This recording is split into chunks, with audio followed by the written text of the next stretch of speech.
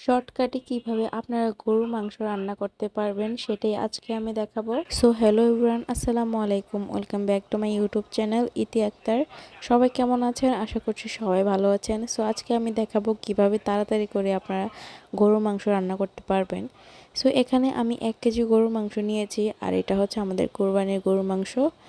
আর এখানে আমি 3টা তেজপাতা একদম মাঝখান থেকে ছিঁড়ে দিয়ে দিয়েছি, 4-5টা এলাচ, 4-5টা লং দিয়ে দিয়েছি। তারপর পরিমাণ মতো আমি পেঁয়াজ দিয়ে দিয়েছি। আর গরুর মাংসতে যত পেঁয়াজ কুচি হবে ততই মজা লাগবে।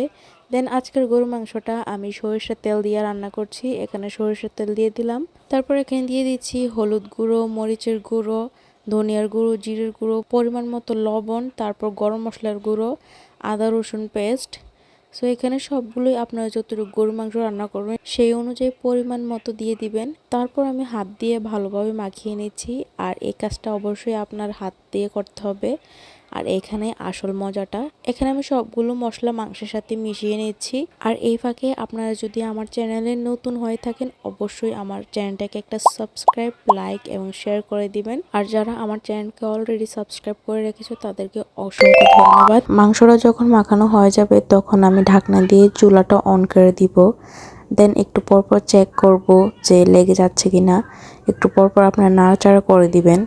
সো যখন একদম মশলাটা সবগুলো মাংসের সাথে একদম ভালোভাবে কষানো হয়ে যাবে, দেখবেন যে উপরে তেল উঠে গেছে, তখন আপনারা ঝোলের পরিমাণ মতো পানি দিয়ে দিবেন। কিন্তু আমি এখানে 2-3 বার আবারও কষিয়ে নিচ্ছি অল্প অল্প করে পানি দিয়ে। আপনারা মাংসটা যত কষাবেন ততই মাংসটা খেতে দারুণ লাগবে। আর আজকের এই মাংস রান্নাতে আমি আলু ব্যবহার করছি, আপনারা চাইলে আলু নাও দিতে পারেন। যখন মাংসটা 60% কি 70% হয়ে যাবে তখন আমি আলুটা দিয়ে দিচ্ছি। আলুটা দিয়ে আবার কিছুক্ষণ মাংসের সাথে মিশিয়ে আলুটাকেও কষিয়ে নিব। দেন আমি সবগুলো মাংস আর আলু সিদ্ধ হওয়ার জন্য পরিমাণ মতো ঝোল দিয়ে তারপর আবার ঢাকনা দিয়ে দিব।